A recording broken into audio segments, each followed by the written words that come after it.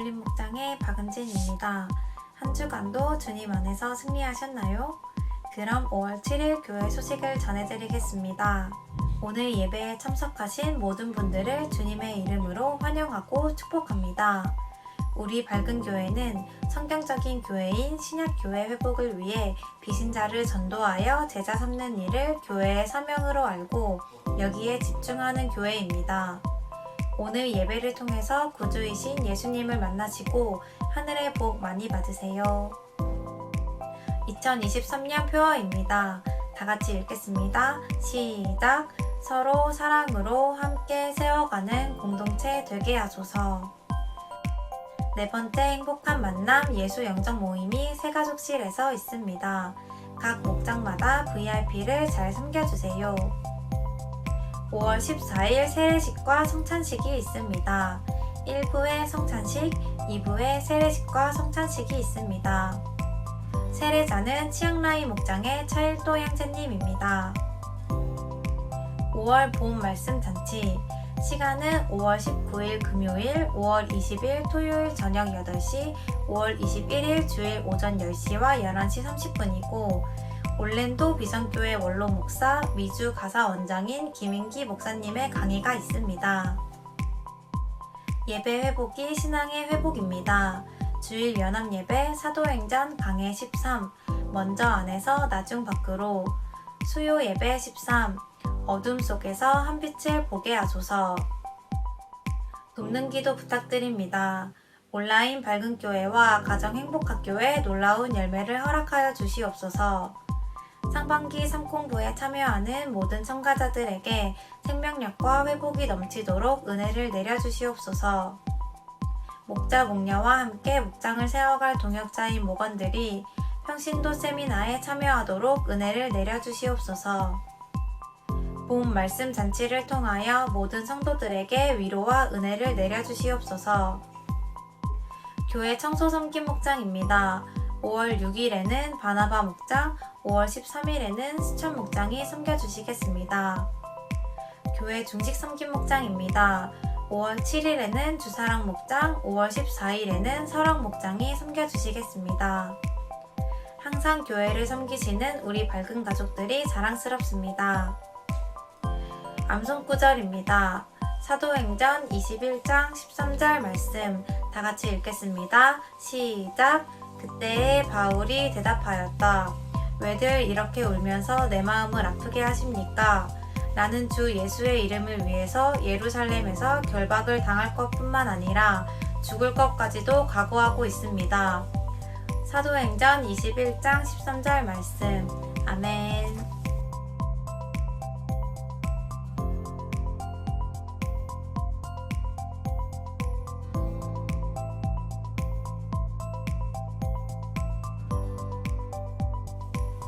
이번 한 주간도 주님 안에서 승리하세요. 감사합니다.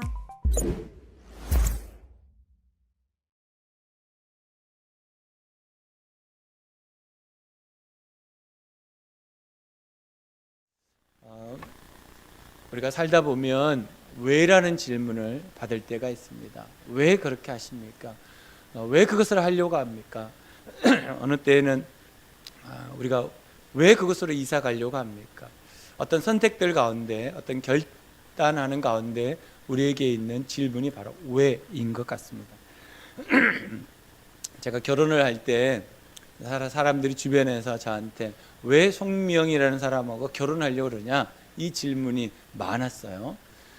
그때 제가 대답한 것은 아주 단순하고 명료한 대답이었습니다. 사랑하니까 라는 대답이었습니다. 안 믿기는 눈치인 것 같은데 사실이었습니다. 그런데 사람들이 가지고 있는 마음은 이런 마음이었던 것 같아요. 정말 기도해 봤냐? 그 사람하고 살면서 당신이 잘 살 수 있을 것 같으냐?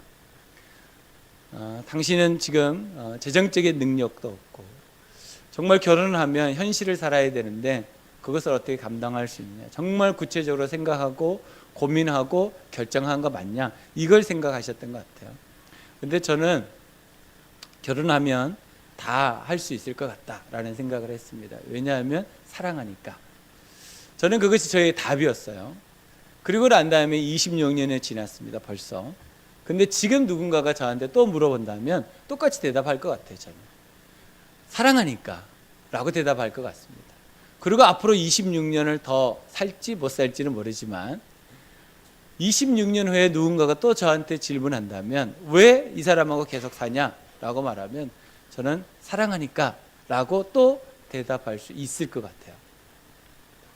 여러분, 왜라는 질문을 받으면 우리의 생각이 정리가 되는 경우가 많이 있습니다. 주님께서 여러분들에게 왜라고 물으실 때가 있을 거예요. 그 결정을 왜 했냐? 왜 그렇게 하려고 하냐? 왜라고 물으실 때 주님 앞에서 잘 대답했으면 좋겠습니다. 우리는 인생을 살면서 왜라는 질문을 꼭 듣게 되고 그 질문 앞에 바르게 대답해야 되는 순간들이 올 것입니다. 정말 예수 그리스도의 이름을 위하여 주님의 나라를 위하여서 그 왜라고 하는 질문 앞에 잘 대답하시는 우리 모든 성도들이 되시기를 주님의 이름으로 축복합니다. 오늘 본문에 바울이 왜라는 질문을 받았던 것 같아요. 선생님, 왜 예루살렘으로 가려고 합니까? 왜 자꾸 예루살렘으로 내려가려고 합니까? 그렇게 하지 않았으면 좋겠습니다. 이 질문 가운데 바울은 분명한 대답을 가지고 있었고 거기에 대해서 자기가 죽음을 각오하고 있다라고 대답하고 있습니다. 우리가 지도를 보면서 잠깐 나누겠습니다. 바울의 3차 전도 여행이 끝나갈 무렵입니다. 우리가 지난주에 살펴봤던 에베소 장로들을 초청해서 마지막 고별 설교를 한 장소가 밀레도라는 곳입니다. 밀레도, 빨간 점이 있는 곳이 밀레도입니다. 그곳에서 바울이 이제 출발을 하게 됩니다. 그래서 고스를 지나서 로도라고 하는 곳을 지나서 어디에 도착하냐면 바다라라고 하는 동네에 도착합니다. 이곳에서 배를 타고 항해를 시작해서 구보로라고 하는 키프로스라고 하는 섬을 지나서 두로라고 하는 곳에 도착합니다.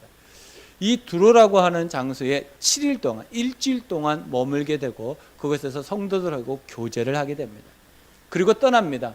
떠나서 돌레마이라는 곳에 도착하게 되는데 이곳에는 하루만 머물게 됩니다. 그리고 또 교제를 하게 되고 결국에는 어디까지 가냐면 가이사라라는 곳에 갑니다. 가이사라, 이스라엘의 북쪽이죠. 이곳에 특별한 한 가정이 있었는데 7 집사 중에 빌립이라고 하는 집사의 집이 가이사라에 있었다고 합니다. 그런데 이 집사에게는 4명의 딸이 있었는데 이 4명이 다 예언하는 하나님의 말씀을 섬기는 딸이었다고 합니다. 이곳에서 그리스도인들이 모여서 함께 교제하고 앞으로 바울의 일정도 얘기하고 지금까지 선교 현장에 있었던 전도 현장에 있었던 하나님의 말씀을 간증하고 있었습니다. 그런데 유대 지방 가이사라 남쪽 그 밑에 이제 사해가 있는 그쪽에 유대라고 하는 지역에서 아가보라고 하는 사람이 이 빌립의 집에 왔어요. 그런데 이 사람은 예언자였다라고 성경은 기록합니다. 근데 이 사람이 하나님으로부터 성령의 충만해서 이야기를 하기 시작하는데 행동이 이상합니다. 그 행동이 뭐냐면 바울이 띠띠고 있던 가죽 허리띠를 뺍니다. 그리고 자기의 손과 발을 묶습니다. 그리고 이렇게 말합니다. 성령께서 나에게 말씀하셨는데 앞으로 내가 이렇게 묶인 것처럼 바울 선생님이 그렇게 묶여서 죽을 겁니다. 그랬더니 거기에 있던 모든 사람들이 화들짝 놀라서 이렇게 말합니다. 바울 선생님, 절대로 예루살렘으로 가지 마십시오. 올라가지 마십시오. 가면 죽습니다. 이 아가보 예언자가 얘기하지 않습니까? 가지 마십시오 라고 12절에 말합니다. 그랬더니 13절에 바울이 이렇게 말합니다. 여러분, 왜 여러분들이 내 마음을 이렇게 아프게 만듭니까? 저는 너무 슬픕니다. 저는 하나님께서 저를 그렇게 인도하셔서 예루살렘으로도 가게 하시고 더 큰 그림으로는 로마까지 가게 해서 복음을 전하고 저는 거기에서 죽게 될 것입니다. 하나님께서 그리고 있는 큰 그림은 여러분들이 보고 있는 것과는 다릅니다. 저는 죽을 것을 각오하고 있습니다. 그랬더니 거기에 모여 있는 사람들이 죽음을 각오했다 그러니까요, 할 말을 잃었어요. 그리고 이렇게 말합니다. 바울 선생님, 우리가 더 이상 어떻게 할 수 없습니다. 주님의 뜻이 이루어지기를 기도하겠습니다 하고 14절을 마칩니다. 우리가 이 땅을 살다 보면 왜라는 질문을 받게 됩니다. 왜 그렇게 하려고 합니까? 왜 꼭 그것을 해야 됩니까? 여러분, 우리 교회가 가정교회를 처음 시작하면서 이 질문을 많은 분들이 했던 것 같아요. 목사님, 왜 가정교회를 하려고 그럽니까? 지금도 괜찮은데 왜 그것을 하려고 그럽니까? 이런 질문을 했던 것 같습니다.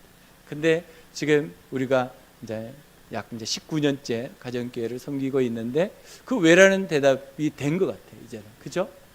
정말 우리가 성경적인 교회를 해보려고, 정말 영혼을 구원하여서 제자 양육하는 교회가 되어보려고 우리가 발버둥 치면서 여기까지 온 것 같아요. 그 대답이 된 것 같습니다. 제가 중국을 갈 때 2002년도에 저희 첫 처남이 이제 알게 됐어요. 저희가 선교사 준비를 하고 있다는 것을. 근데 비밀로 지키라 그랬는데 어쩌다가 이제 장인 장모한테 누설을 하게 된 거예요. 비밀 누설을 했어요. 그랬더니 장인 장모가 난리가 난 거예요. 그래서 전화가 왔어요. 빨리 상일동으로 넘어와라. 우리가 독서에 이제 그때 살아서, 선한이가 그때 4살, 우리 조은이가 뱃속에 있었나 태어났나 모르겠는데 2002년도니까 태어났겠네요. 그러니까 아장아장 기어다닐 때, 그래가지고 이제 선한이하고 우리 조은이하고 안고 업고 이제 상일동 아파트로 이제 갔어요. 그랬더니 난리가 난 거예요.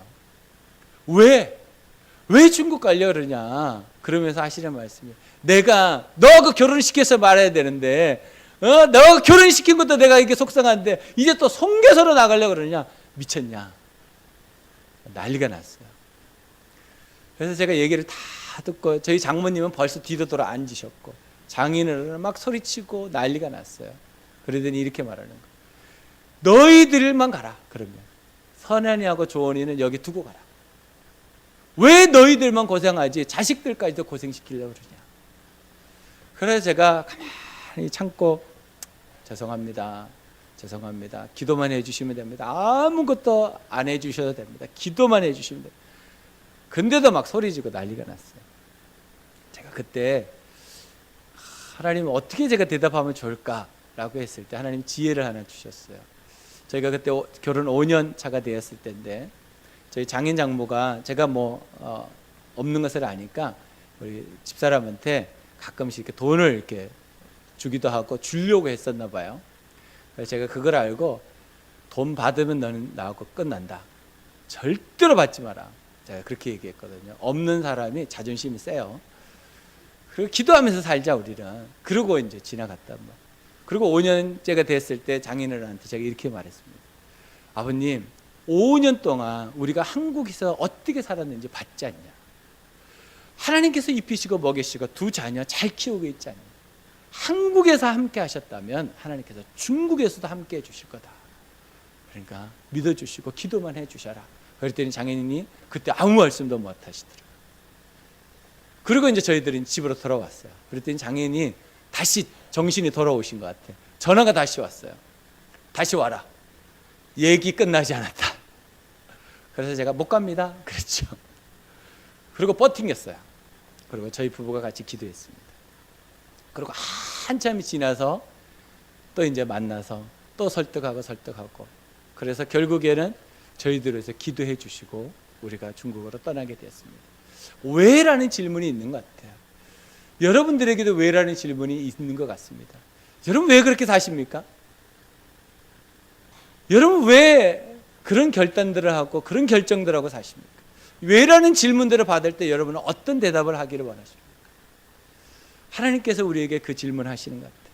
바울에게도 그 질문했고, 또 바울과 함께 있던 가이사랴에 있는 그리스도인들에게도 그 질문을 했던 것 같습니다. 그 질문 앞에 바울은 너무나 명료하고 간단하게 이야기합니다. 주 예수 그리스도의 이름으로 내가 그 길을 가기로 하나님께서 나에게 작정하셨고, 저는 그 부분에 순종하고 죽기를 각오하고 있습니다. 왜라고 하는 질문 앞에 여러분 대답할 수 있어야 될 것 같습니다. 여러분 삶 가운데 주님께서 주시는 정말 그 왜라는 질문 앞에 우리가 대답하는 것, 저는 그것이 신자의 명분이다라고 생각합니다. 신자의 명분이 뭘까? 정말 신자의 명분이 뭘까? 주 예수의 이름이다라고 생각합니다. 그래서 오늘 주제가 신자의 명분은 주 예수의 이름이다. 신자의 명분은 주 예수의 이름이다. 시작. 신자의 명분은 주 예수의 이름이다. 신자가 신자답게 사는 것, 명분을 가지고 사는 것, 왜 내가 그렇게 사는 것, 그것은 주 예수의 이름 때문이다라는 것. 바울이 왜 죽을 줄 모릅니까? 압니다. 그것이 얼마나 큰 고통인 줄도 압니다. 그럼에도 불구하고 그곳으로 가려고 합니다. 어떤 면에서는 우리가 예수를 믿으면서 예수를 잘 믿는 사람들이 힘들어지고 어려워지고 질병을 얻고 재정적으로 힘들고 사업이 안 되고 막혀지고 막막해지고 그런 일들을 보면서 예수 믿으면서 왜 저렇게 살지? 왜 예수 믿는 사람들이 왜 저렇게밖에 안 되지? 라고 질문할 수 있습니다. 근데 오늘 바울은 그 질문 앞에 분명한 대답을 가지고 있었다는 거예요. 주 예수의 이름 때문에 나는 그렇게 삽니다. 망하기도 할 수 있습니다. 병이 들 수도 있습니다. 그러나 자기에게 있어서 분명한 명분이 있었습니다. 신자의 명분, 그것은 주 예수의 이름이었다는 거예요. 여러분, 이 땅에 우리가 살면서 안 될 수도 있습니다. 힘들 수도 있습니다. 내가 생각한 것보다 더 어려울 수도 있습니다. 하지만 신자의 명분을 분명히 가지고 살아갈 때 하나님께서 우리에게 이렇게 말씀하실 겁니다. 착하고 충성된 종아, 작은 일에 충성하였으니 이 많은 것을 너에게 더하여 주겠다 라고 말씀하실 겁니다. 여러분, 이 땅의 기준으로 여러분 신자의 명분을 가지지 마시기 바랍니다. 우리의 명분은 주 예수 그리스도입니다. 이 땅에서 넘어지기도 하고 어려워지기도 하고 다른 사람한테 욕을 먹기도 할 수 있습니다. 그럴지라도 우리는 예수 그리스도의 이름을 포기할 수 없습니다. 그 이름을 가지고 여러분 당당하게 한 걸음 한 걸음 천국을 향해서 나아가시기를 주님의 이름으로 축복합니다. 그렇다면 우리가 어떻게 주 예수의 이름으로 살 수 있을까? 저는 두 가지라고 생각합니다. 첫 번째는 사랑으로 권면합니다. 사랑으로 권면합니다. 시작. 사랑으로 권면합니다. 오늘 말씀 4절 말씀을 보겠습니다. 제자들을 찾아 거기에서 이레를 머물더니 그 제자들이 성령의 감동으로 바울들어 예루살렘에 들어가지 말라고 하더라. 12절입니다. 12절을 우리가 같이 읽겠습니다. 시작. 우리가 그 말을 듣고 그곳 사람들과 더불어 바울에게 예루살렘으로 올라가지 말라 권하니. 여러분, 지금 두로에 있는 사람이나 가이사랴에 있는 사람들이 바울에게 올라가지 마십시오 라고 했을 때 그냥 감정에 의해서 기분에 의해서 한 게 아닙니다. 오늘 4절 말씀을 보니까 성령의 감동으로 얘기하는 거예요. 이 말은 진짜 사랑으로 권면한 거예요. 바울 선생님, 내가 바울 선생님을 얼마나 사랑하는데 바울 선생님 그 예루살렘에 올라가면 죽습니다. 고통당할 겁니다. 결박당하고 투옥당할 겁니다. 근데 어떻게 제가 올라가라고 말할 수 있겠습니까? 가지 마십시오 라고 말했어요. 우리가 교회를 섬기다 보면 이런 일들이 있습니다. 목사님, 제가 기도해 보니까 목사님 그건 아닌 것 같습니다. 목사님, 제가 기도해 보니까 그렇게 안 하는 게 좋겠습니다. 목사님, 기도해 보니까 이렇게 하는 게 좋겠습니다. 다 사랑으로 권면합니다. 저한테 한 사람도 저한테 불편한 마음을 가지고 딴지 걸려고 하시는 분은 없습니다. 그런데 제가 어떤 일을 결정할 때는 더 큰 그림을 제가 보고 있는 것 같아요. 그래서 어떨 때는 죄송합니다 라고 말해야 되는 순간이 있는 것 같아요. 그렇게 하면 참 좋을 것 같은데 길게 봤을 때 그렇게 하는 것이 지금은 좋지만 결국은 손해입니다. 바울이 예루살렘을 올라가는 것은 자기 개인적으로 얼마나 힘들고 어려운 일이겠어요. 그것을 결정하기란 쉬운 일이 아닙니다. 그럼에도 불구하고 바울에게 하나님의 큰 그림을 보여주신 것 같아요. 그러니까 그 성도들이 울며 불며 선생님 제발 올라가지 마십시오. 가면 죽습니다. 이렇게 수족이 묶여가지고 어려움을 당하게 될 텐데 선생님 왜 자꾸 그 결정을 하려고 그럽니까? 가지 마십시오. 분명히 이 제자들과 이 성도들은 사랑의 마음으로 그 일들을 권면했을 거예요. 근데 바울은 그것을 바라보면서 가슴이 아팠겠죠. 얼마나 가슴이 아팠겠습니까? 눈물을 흘리고 애원하는 그 성도들을 보면서 얼마나 가슴이 아팠겠습니까?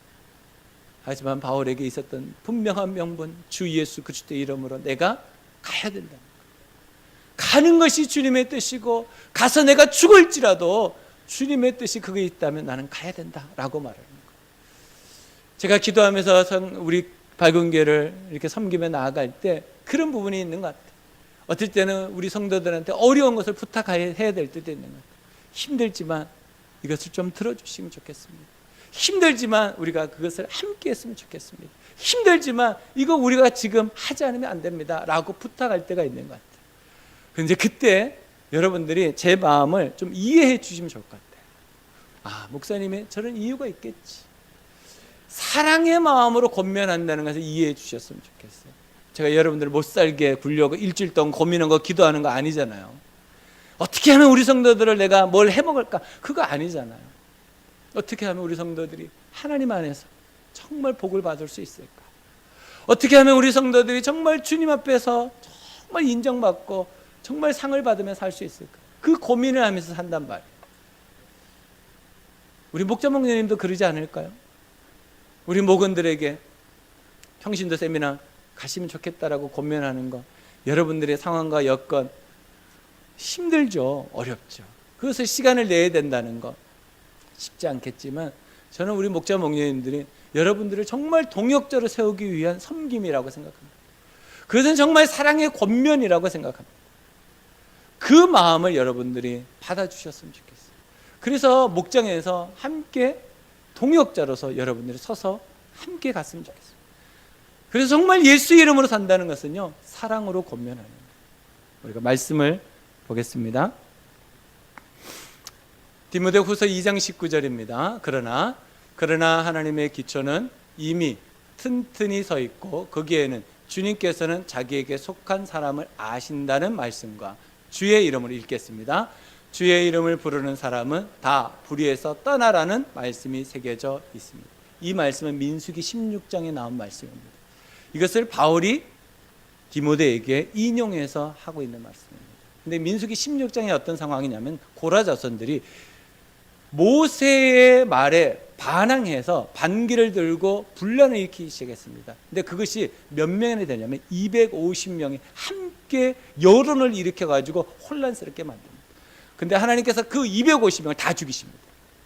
한 사람도 살려두지 않습니다. 그리고 모세가 백성들에게 이렇게 말합니다. 여러분, 불의에서 떠나셔야 됩니다. 근데 불의가 뭡니까? 의의 반대입니다. 의가 뭡니까? 주님이 원하시는 대로가 의입니다. 주님이 원하시는 대로 아닌 것이 불의입니다. 그래서 이렇게 말하잖아요. 주님의 이름으로 부르는 사람은 다 불의에서 떠나야 됩니다. 여러분, 정말 주님이 원하신다면 그 일을 내가 힘들어도 해가야 됩니다.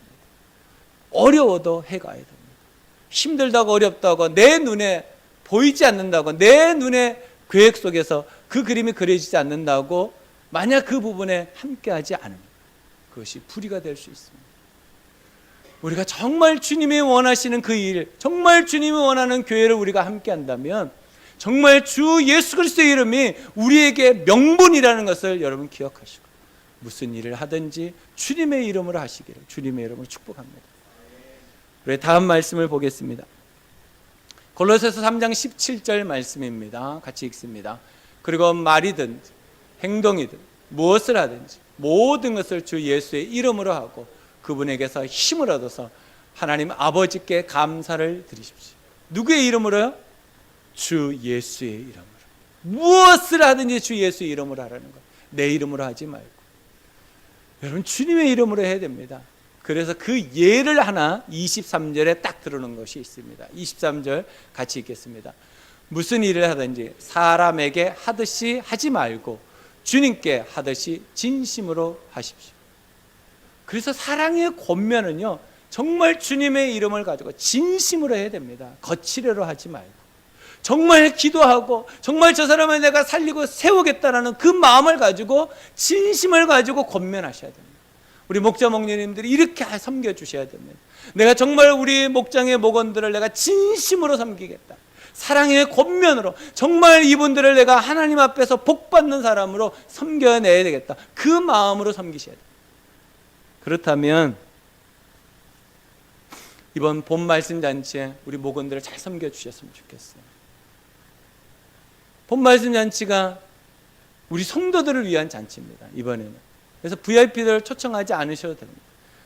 여러분들의 가족들을 초청하시면 좋을 것 같아요. 여러분의 자녀들, 부모님들, 여러분 가족들을 초청했으면 하루라도 괜찮습니다. 그 말씀을 듣고 정말 주님의 놀라운 은혜가 여러분 가정에 임하기를 소원합니다. 그래서 정말 여러분들이 진심으로 사랑으로 권면하면 그것이 정말 신자의 명분이 된다고 생각합니다. 주 예수의 이름으로 여러분들 정말 축복하기를 원합니다. 이번 본 말씀 잔치에 우리 모든 가정의 가족들이 함께 참여하기를 주님의 이름으로 축복합니다. 두 번째는 우리가 어떻게 주 예수의 이름으로 살 수 있는가? 삶의 목적을 분명히 합니다. 삶의 목적을 분명히 합니다. 삶의 목적을 분명히 합니다. 13절입니다. 바울이 대답하되 여러분이 어찌하여 울어 내 마음을 상하게 하느냐? 나는 주 예수의 이름을 위하여 결박당할 뿐 아니라 예루살렘에서 죽을 것도 각오하였노라 하니. 바울이 어떤 것을 각오하냐면 죽음을 각오한다 이렇게 말합니다. 나는 그것을 결박당할 거 안다. 아가보가 말하지 않아도 나는 다 알고 있다. 하지만 그것이 주님의 사명이고 내 삶의 목적이고 목표다라고 말하는 거예요. 그러니까 뚜벅뚜벅 그 길을 걸어가는 거예요. 그것을 보고 있는 성도들은 가슴이 얼마나 아프고 힘들고 어렵겠습니까? 우리가 삶을 살아갈 때 누군가가 결정하면 그 결정을 수용하지 못할 때도 있습니다. 너무나 가슴 아프니까 저렇게 하면 힘들 텐데 어려울 텐데. 그런데 신자의 명분을 잘 활용하셔야 됩니다. 주 예수의 이름으로 그 일을 해야 한다면 우리가 함께 기도해 주고 축복해 줘야 됩니다. 어젯밤에 친구 목사로부터 전화가 왔어요. 굉장히 슬픈 내용이었습니다. 내용은 이렇습니다. 우리 어머니가 치매에 걸리셨는데 참 너무 힘들다. 그러냐, 힘들겠다 이렇게 얘기하는데, 치매가 여러 종류가 있는데 이 어머니가 밖에 나가서 물건을 주워다가 집에다 쌓는 치매. 그러니까 방마다 쓰레기가 가득가득해.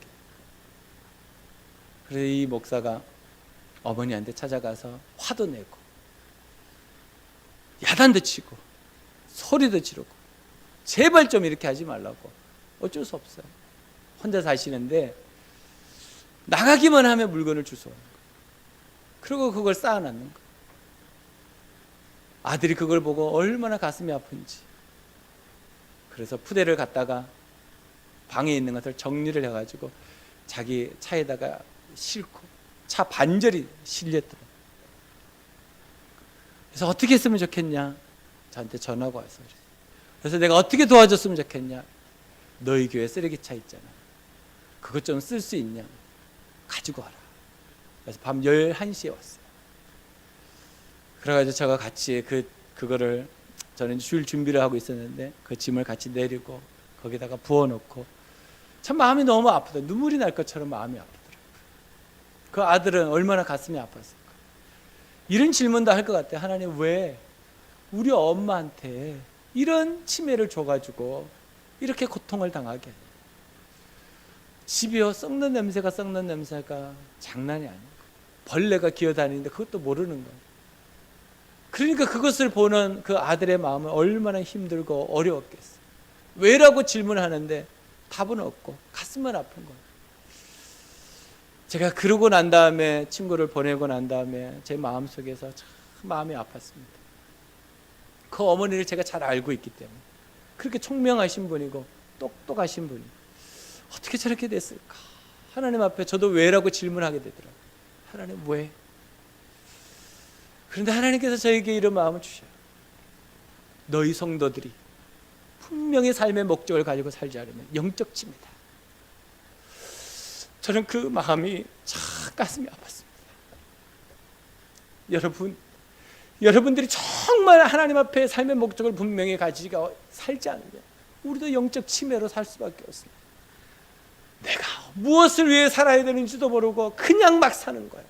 내가 어떻게 살아야 되는지도 모르고 막 살아가는 거. 그리고 주님 앞에 서게 된다면 얼마나 안타까운 일이겠습니까? 여러분, 삶의 목적을 분명히 정하셔야 됩니다. 정말 주 예수 그리스도의 이름으로 내가 하나님이 원하시는 일이라면 내가 좀 불편해도, 내가 좀 어려워도 그 길을 가야 됩니다. 우리는 그렇게 살기로 작정해서 주님이 우리를 구원해 주신 것입니다. 여러분 삶 가운데 정말 예수의 이름으로 살아가시기를 주님의 이름으로 축복합니다. 로마서 12장 13절 말씀을 보겠습니다. 주님의 이름을 부르는 사람은 누구든지 구원을 얻을 것입니다. 이 12장 13절과 요엘 2장 32절과 사도행전 2장 21절은 같은 말씀입니다. 정말 예수 그리스도의 이름을 부르는 사람들, 그 이름을 붙잡고 사는 사람에게 하나님의 구원을 주신다라고 우리는 믿고 있습니다. 여러분 삶 속에도 이 이름을 정말 의지하고 믿고 사시기를 주님의 이름으로 축복합니다. 시편 23편 3절 말씀을 보겠습니다. 같이 읽습니다. 나에게 다시 새 힘을 주시고 당신의 이름을 위하여 바른 길로 나를 인도하시니. 누구의 이름을 위하여? 하나님의 이름을 위하여 우리를 인도하시는데 어느 길로 인도하시냐면 바른 길로 인도하십니다. 우리가 그의 이름으로 살아가야, 신자의 명분 주 예수 그리스도의 이름으로 살아가야 이유가 그래야지만 하나님께서 우리를 바른 길로 인도해 주신다. 여러분의 삶이 정말 주님 안에서 바른 길로 인도함 받기를 원하신다면 주 예수 이름으로 살아가시기를 주님의 이름으로 축복합니다. 로마서 10장 11, 사도행전 4장 12절입니다. 이 예수 밖에는 다른 아무에게도 구원은 없습니다. 사람들에게 주신 이름 가운데 우리가 의지하여 구원을 얻어야 할 이름은 하늘 아래 이 이름밖에 다른 이름은 없습니다. 다른 이름 없습니다. 왜 우리가 신자의 명분이 주 예수의 이름이냐면 이 이름으로만 살아가야 되기 때문입니다. 성경은 우리에게 이것을 말씀하고 있습니다. 다른 이름으로 살아갈 수 없습니다. 오직 예수의 이름으로 살아가야 합니다. 마지막으로 로마서 10장 11절입니다. 성경은 그를 믿는 사람은 누구나 부끄러움을 당하지 않을 것이다 하고 말합니다. 왜 우리가 주 예수의 이름으로 살아야 됩니까? 부끄러움을 당하지 않기 위해서입니다. 우리가 주님 앞에 섰을 때 부끄러움을 당하지 않기 위해서 주 예수 이름으로 살아야 됩니다. 내가 지금 주 예수 이름으로 살아가고 있는지, 내가 주 예수 그리스도의 이름으로 계획하고 어떤 일들을 바라보고 선택하고 있는지 날마다 우리를 점검하고 우리가 정말 주님이 원하시는 그 삶의 목적을 바라보고 영적 치매에 걸리지 않기 위해서 목적을 분명히 하고 살아가고 있는지 여러분을 살피시는 일주일이 되시기를 주님의 이름으로 축복합니다. 기도하겠습니다.